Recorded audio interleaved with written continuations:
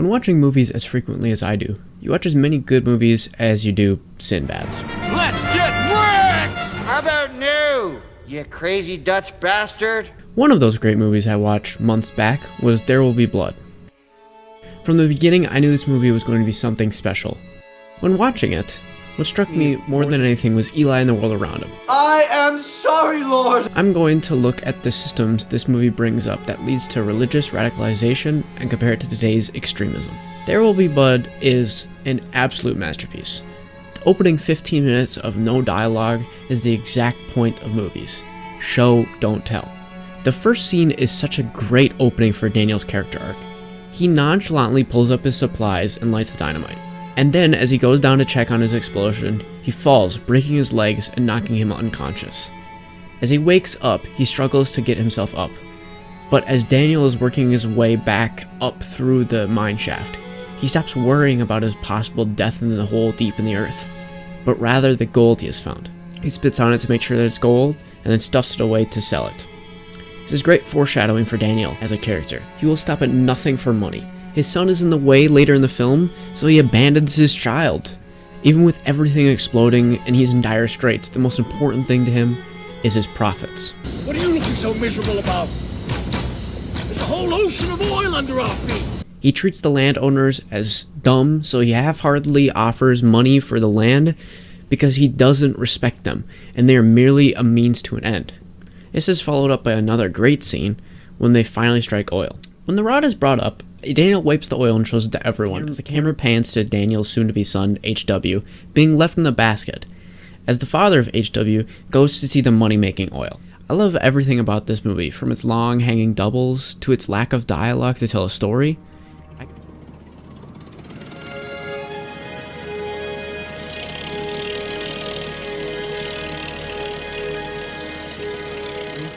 I could rave about every aspect of this movie, but instead, I want to shift focus to this guy. Well, sort of.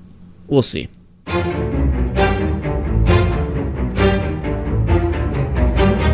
There Will Be Blood focuses on a rural town in California that Daniel moves to profit off the untapped oil. He takes advantage of this small town and abuses their lack of knowledge of the oil. And now the reason I bring up the fact that this is a small town is because they're all interwoven together, making their own culture and believing each other all the same. This is easy for small towns like this because they're so isolated, they start to make their own news, more importantly, their own religion. Now, not to say that they're making this up on the spot, they're using the guidance of the Bible, but they start to build this religious extremist view of the world. Mary gets beat by her father if she doesn't pray. Eli wants $10,000 for his church, and his father is willing to sell the land for whatever Eli wants. The Church of the Third Revelation's name is based off of God's 3 revelations to Moses. The first was God's mind handed down through Moses. The second was around Christ's teachings on earth. Now before I get to the third, I want to tell you about Eli.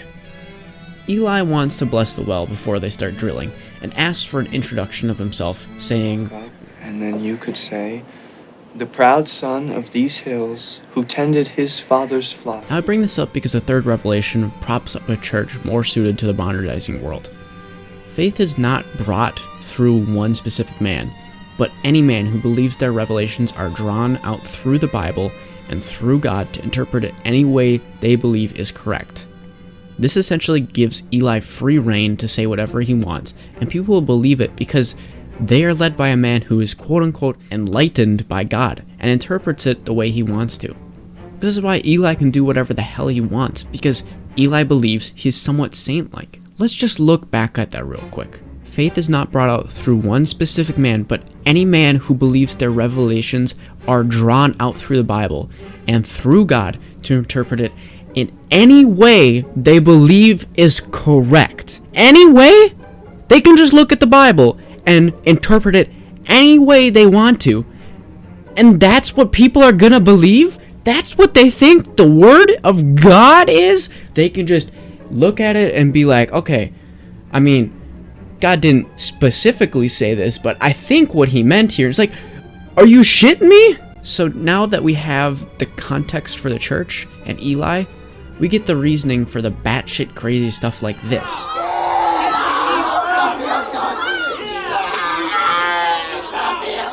Now, the fact that they think they can cure arthritis with exorcisms because they think the devil is inside of her is crazy as hell.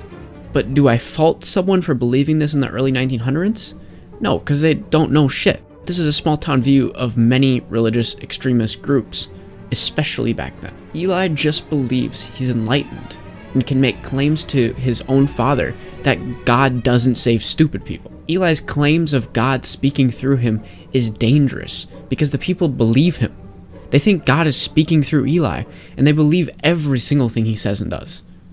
Even after Eli has baptized Daniel and slapped him in the face, when the congregation has accepted him, Eli says, That's enough! That's enough. That is enough because he wants to be the center of attention and wants the focus to never be away from Eli. I mean, God, Eli comes back to Daniel after 20 years and not only contradicts himself by pouring alcohol, but also comes to ask for more money. Eli goes from place to place taking advantage of people for money under the impression that he is a real prophet of God. I would like a $100,000 signing bonus plus the $5 that is owed to me with interest. Daniel ends the movie in the most perfect way possible, asking Eli to tell him that he's a false prophet and that God isn't real. I am a false prophet. God is a superstition. Can't hear you at the back. I am a false prophet. God is a superstition. He knows that Eli is only there for the money, and he also knows that Eli is making this up for profit. Eli ends the movie the exact way Daniel was in that church, humiliated by their counterpart, by making them yell what they are afraid to admit. Daniel threatens to kill someone because that man told him how to raise his son. One night I'm gonna come to you inside of your house, wherever you're sleeping, and I'm gonna cut your throat. And Eli tells Daniel to say, I've abandoned my child! Eli starts to break down when Daniel tells Eli, I am a false prophet. God is a superstition. Those areas have been drained. If you would just take this lease, Daniel. Drainage! I drink your milkshake! Eli breaks down because of the economy and God has given me these difficult scenarios where I don't know what to do. Completely failed to alert me to the recent panic in our economy. When it comes to the most difficult time for people, they show their true selves. And Eli's true self is profiting off of others by falsifying his divinity. Eli ends up playing into Daniel's weak point, family, as Daniel finally gets his revenge for having someone tell him how to raise his son, as well as someone falsely claiming that they're his brother. This fictitious world that they made in There Will Be Blood is not one-off for the time, and did a fantastic job portraying how religion and fake news can take over a small village at the time. Luckily, today we don't have crazy religious extremists like There Will Be Blood. Ha! The media said Joe Biden's president. Ha ha ha ha ha ha ha ha ha ha. There's no question that the world we live in today has been oversaturated with information we only choose to listen to. As we live in a world that has a ridiculous amount of information at our fingertips, you would think factual evidence and acceptance would be easy. Today, as we live inside for months on end, we are now, more than ever, shutting out those we disagree with and feed our brain with a small loop of information we trust to listen to. I am no different than anyone else, but I try to better myself every day. Religious extremism and isolationism have started to become more and more affected by the other. As we sit in a world where churches with Black Lives Matter support are being burned and people are being threatened and killed for equality. Now, there aren't small villages that are completely isolated like Little Boston and There Will Be Blood, but these small villages are instead being eaten up by fake news and religion live online and fed through the media they consume. Now here's the thing, half the people in the world live on sea coasts. As we get the ocean a little bit warmer, the ocean's going to expand, and people live on the sea coast are going to be displaced. But you're not answering my question. Yes, you're describing what will happen if this continues. Change. And I'm asking you a simple question. Hold on. I'm asking you a simple question about the rate of climate change. Instead of Eli, it's Joel Osteen. Instead of the town, it's the people you follow on Twitter. Instead of Daniel exploiting people for power, it's Donald Trump. We were getting ready to win this election. Frankly, we did win this election. Mega churches and different branches of the same religion have taken over the United States, and have fed a narrative that benefits them and harms those who don't believe. They prey off of the poor and buy private jets because of God. No, I do not. And don't you ever say I did. All these scumbags that believe that they are called by God to have these massive gatherings and ask for money to go in their private plane are no different than Eli. They prey off of those who truly believe them and act as if God speaks directly through them. Capitalism and all other systems set in place in the real world benefits those in power and continually lowers the value of those less fortunate. Daniel can take advantage of these people because they don't know better. Eli can take advantage of his congregation and his father and tries to take advantage of Daniel because he's a man in power. He claims to have a higher understanding and God is willing him. The systems set in place in this movie benefit these people. The entire world is run by capitalistic systems that benefit the very top and marginalizes those who are lesser than, giving them less benefits and harder lives to live because they can't get out of the situation easily because the systems that are set in place are there to make their lives suck and impossible to get out of.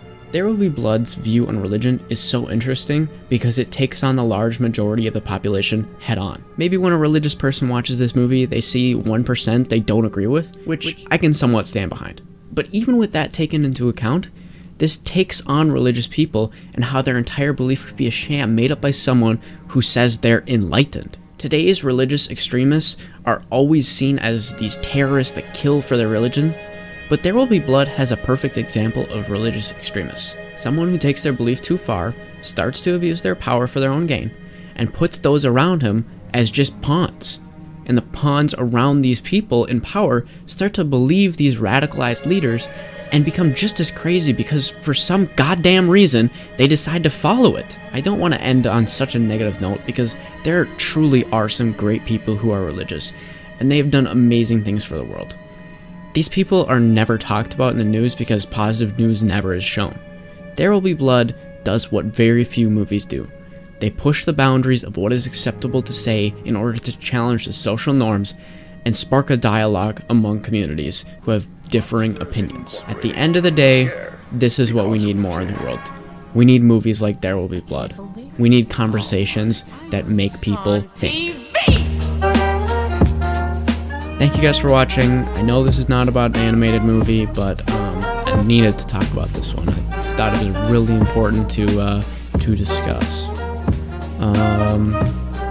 Like, share, comment, subscribe, and I'll see you guys in the next one.